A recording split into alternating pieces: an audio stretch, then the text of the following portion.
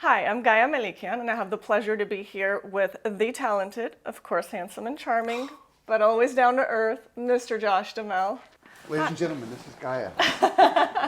And this is Josh Duhamel. Thank you How so are much for you? joining me. And well, thank you. Thanks for having me, Gaia. I love your place. Oh, isn't it beautiful? I decorated it myself. We're going to talk about Josh's new movie, Lost in the Sun, available at a Redbox location nearest you on December 29th. First of all, Josh, congratulations on this great new project. Thank you very much. Yeah, I mean, it's truly a touching story. I really enjoyed watching it. It's certainly different than any role you've ever played before, I think. I mean, the character is just such a dark, brooding, disturbed, completely messed up type of a human being, right? But you did such an amazing job.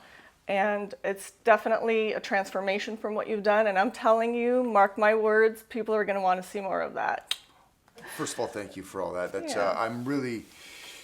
I really did love this story. I read this story probably 3 years ago, and Trey and I sort of worked over a period of 2 years to finally get it made. And here we are a year later, with our movie. And there was something about the story that was so simple yet intense, and there was a desperation about this guy, and an inability to sort of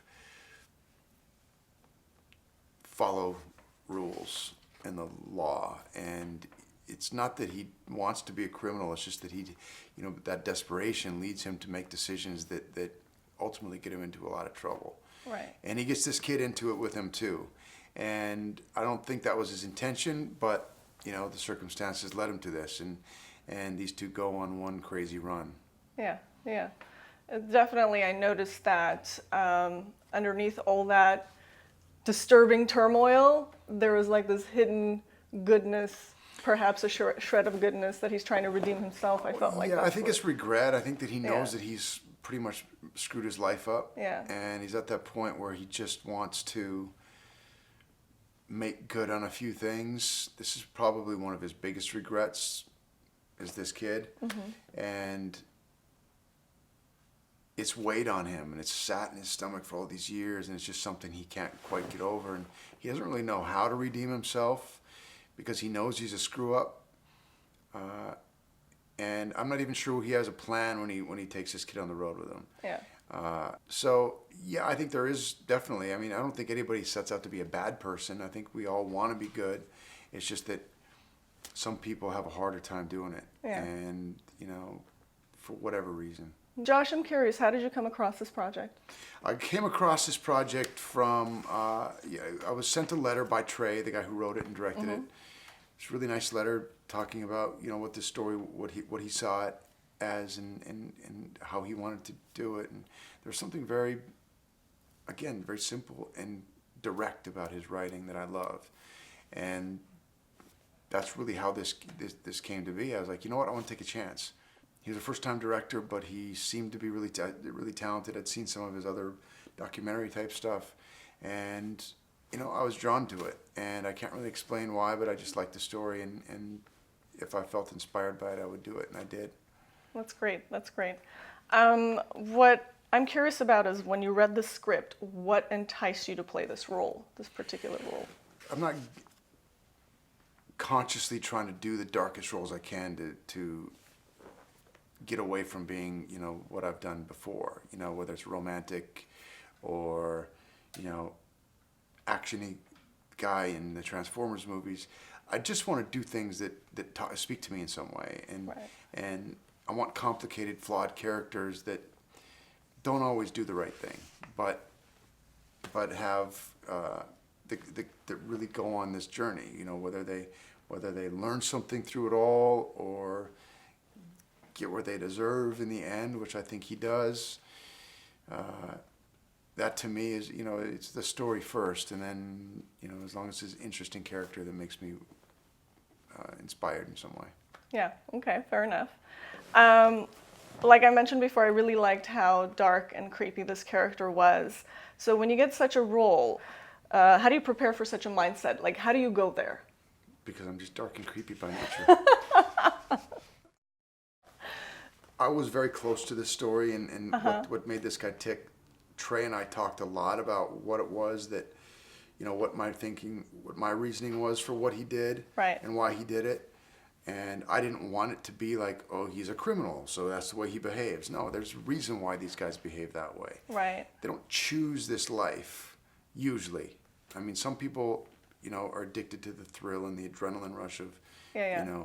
breaking the law. But I don't think that's this guy. I just think that I likened him to a coyote in a lot of ways, and that Right. he just does what he has to do to get to the next day. It was just survival. It's just survival. Yeah. It's desperation. It's getting through it, and just hopefully finding some peace at Yeah. the end of it all. And to follow that question, how did you at the same time manage to make him somewhat likable? Truthfully, I didn't set out to make him likable. It's not. It was just your natural charm. No. Well, yeah. It just flows from me. Right.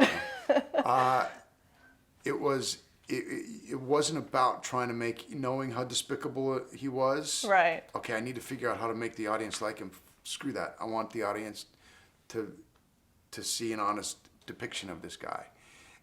And if he's likable, it's because he's a charming dude. Right. He's been able to get by on his charm Right. and his looks for all these years, and now that stuff is fleeting and it's starting to fade. He's got some teeth that Right. could probably use some fixing, and he's graying and he's probably receding in his Right. hairline, and there's a lot of things that he doesn't. And he's living in his car. He probably smells. He hasn't changed jeans for a couple of weeks. There's. Right. This guy, he's desperate to get past this phase because he's been here for too long, Right, and he right. needs to make a change. And so that to me was what, he desperately tries to use whatever charm and good looks that he had before, and it's getting harder and harder as he gets Right. older. Right. Not the most hospitable living situation, right? No. In the car. Smelly car.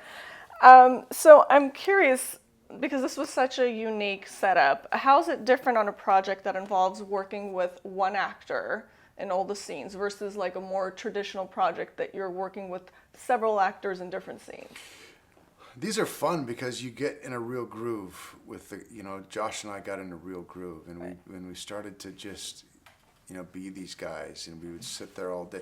And there's no trailers, there's no real luxuries on movies like this. You get out there, and it's all about the love of the game. Right. You're there because you love this project. Right. And that's what the crew was there for. Everybody was there for the right reasons. And Right. I love doing movies like this. There's something really authentic about it. And I think that comes through in movies like this because nobody's doing it because it's a big payday. It's because we love making movies and we like telling good stories. Right. And that's really what this was about. It's more of a passion project. Absolutely. Yeah, that's amazing. I love that. And in shooting with Mini-Me Josh, did you ever feel a sense of responsibility to take your young co-star under your wings, especially as a new actor? No. Actually, he took me under his wing. He's far more Really? mature than I am. Yes. Oh, He's he taught you a thing or two? Wiggins is a good kid, and he's a very smart kid. He isn't, Yeah. I'm not going to take anybody under my wing. If they want to learn from me, they can Right. just, if they like. But it's not on me to teach him anything. He can Yeah. learn it. He'll learn it as he goes. And Yeah. He probably picked it up as he was, working yeah, with you, obviously, naturally. I just try to do the right thing. Yeah. Truly, I'm not perfect by any means. Right. And I'm definitely, I don't pretend to be somebody that my job is to teach, take anybody and teach them the ropes, Right. because I'm still learning. Yeah. I just hope I'm doing the right things as I go. Yeah. No, that's very nice. School of life. I'm Yeah. all for that forever. Absolutely. So when you're reading a script, any script, right? Somebody hands it to you. Do you look for specific things in the script or in the character that you'd potentially play? Yeah, I mean, absolutely. You read it, you're like, first of all, how is this a story that I want to be a part of? Is it something Right. that I think is fun and cool? Right. Is it new in some way? Is it a new opportunity for me to do something I haven't done? But first and foremost, is the story great? And I can usually tell if I start a script and I just go all the way through it and read it. and it engages me from the beginning. I put it down every 10 minutes and it's like, okay, I got to finish this. That's Sort not of a a red good sign. flag. You never know until I read it. You Yeah. know, and I can't explain what moves me. I mean, Right. sometimes things speak to me. I'm like, I'm about to start a movie in 2 weeks that my manager and agent were like, I don't know about this one. It's too Yeah. dark and twisted. It's like, I was like, and I read it. I was like, I'm absolutely doing this. Yeah. You know, and they don't know what moves me, but I feel like I had to do it. Right. And I can't describe why. Yeah. Something new, something ticks inside of you, Yeah. and it creates that passion. You're like, I want to do this. Makes sense. Yeah. I don't want to sit there for 2 months on a set for 17 hours a day and not be completely inspired by it. Yeah. No, it makes total sense. Life's too short. I'd rather be home with my son if that's the case. Oh, and my absolutely. wife. On that note, we were just talking about, has that changed for you over time? Has it evolved what you look for, or is it just continuously if something strikes you and you just go for it? Well, in the beginning, you just try to get whatever you can to break into the business. And, Right. You know, and I never take for granted the fact that I get to work. And I always feel like maybe this is the last time I'll ever work. So that's why I get everything I have every time. So, you know, early on, and maybe this is why people want to pigeonhole me as a romantic, romantic comedy. I've literally only done 2 romantic comedies, yet that's what I'm known for. It's now about just doing things that inspire me. Okay. Imagine you have an entire day all to yourself, anywhere on the face of this planet. Where would you be, and what would you be doing? A day by myself? Yeah. Josh, me time. I really love beaches in Mexico. Mm-hmm. Pretty much tropical places anywhere where I can maybe golf a little bit, read a little bit, surf a little bit, a couple shots of tequila Right. later on in the day. That just sounds really good. I need a vacation. My wife and I keep talking. We need to go someplace like far away and just. Bora Bora. Costa Rica's awesome. Okay. Mexico's awesome. That's nice. Monterey, California is awesome. On that note, though, I see that you love to meditate. Should I leave it at that, or How do you know wanna... that? Oh, you're talking about the nude meditation? I don't know. Should I leave it at that, or you want to elaborate? That's part of that was part of your trip? That was a movie. That was part of this movie Spaceman that I did. Okay. That I was telling you about. And it was this character she's a free spirit. Right. And he meditates and Right. he nude meditates. Okay. I meditate. I think everybody should meditate. It's Absolutely. great. It's Visualize. good for the soul. If you want it, you got to visualize it. It's very true. It's good for the soul. Mm-hmm. All right, Josh, thank you so much. Congratulations again on all of your success. Okay. You're truly a pleasure to speak with. I had so much fun. Thank you so you. much again. Thank Thank you. you, Gaia. Thank you.